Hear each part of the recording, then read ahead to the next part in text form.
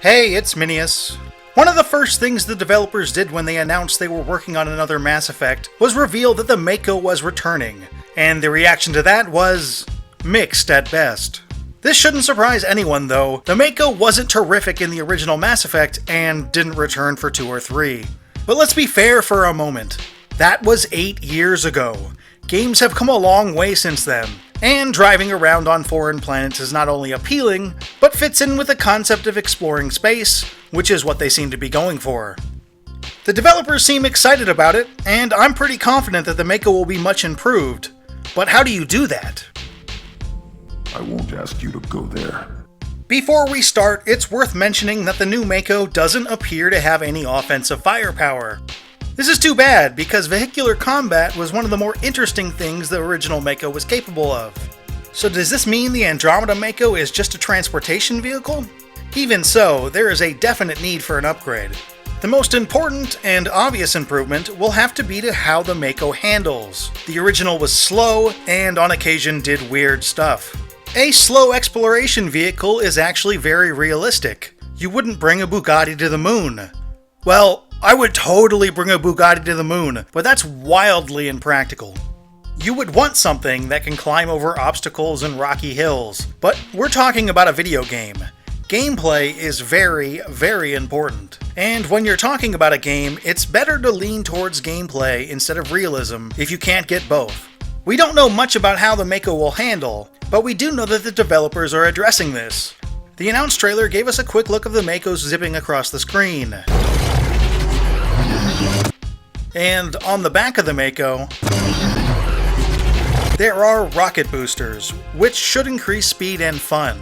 But how the Mako handles can only take you so far. You need to have stuff you can do in it, which comes down to the environments you can explore. First off, if you've got a vehicle that can move fast, you need to have an explorable area that's large enough to play in. Given how large open worlds have gotten in a lot of recent AAA titles, I don't think this will be an issue, but developers will have to find a balance between gigantic areas and having enough places to go to. Ideally, you'd have many gigantic places to explore, but developers have a limited amount of time and resources, so they've got to do something manageable. There probably isn't much point in featuring the Mako if there aren't enough places to drive it, and there isn't much point in driving it if the maps aren't that big. Again, they'll have to find the right balance.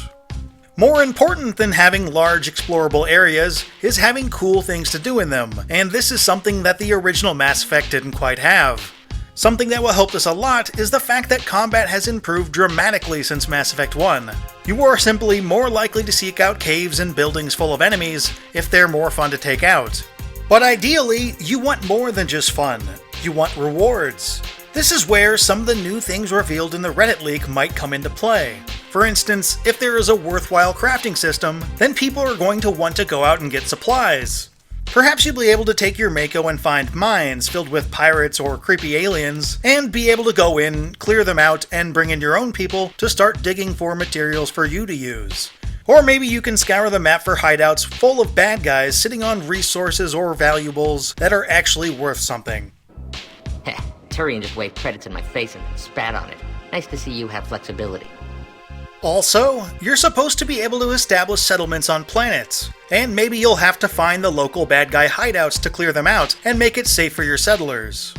There are also Remnant vaults you can raid. The Remnant were the ancient extinct alien race in the region who left a bunch of cool stuff lying around. If they've been extinct for a while, their vaults might be hard to find, and you might have to drive around scanning for their location. If the rewards are good, it will be well worth busting out your Mako to find them. One thing that I would like to see as far as exploration is concerned is a bit of mystery when you're driving around. When you went exploring in the original Mass Effect, the entire area was already mapped out, and every point of interest was pinpointed, which meant you could just drive directly to where you needed to go, which was about as much fun as driving around running errands in real life. Having the entire area mapped and scouted does make sense realistically, since you'd have a ship in orbit and probably advanced scouting equipment, but this is another situation where gameplay should trump realism. I'm not suggesting you just get thrown on a planet and have to find everything manually. I could see that getting annoying real fast. But if you're given a solid radar or something that can point you in the general direction, I think that added sense of exploration would make using the Mako a lot more fun. I'm really looking forward to finding out more about the Mako because the Mako is probably the biggest question mark heading into Mass Effect Andromeda. But what do you think? Are you excited about the return of the Mako? What needs to be done to make the Mako more interesting? Would you drive a Bugatti on the moon? Are you confused as to why Bar Levon is in so many of my videos? Let me know in the comments section below. Again, if you like this video, please give it a like. It really helps out the channel. Keep an eye on Minius GC for more Mass Effect videos, but for now... I should go.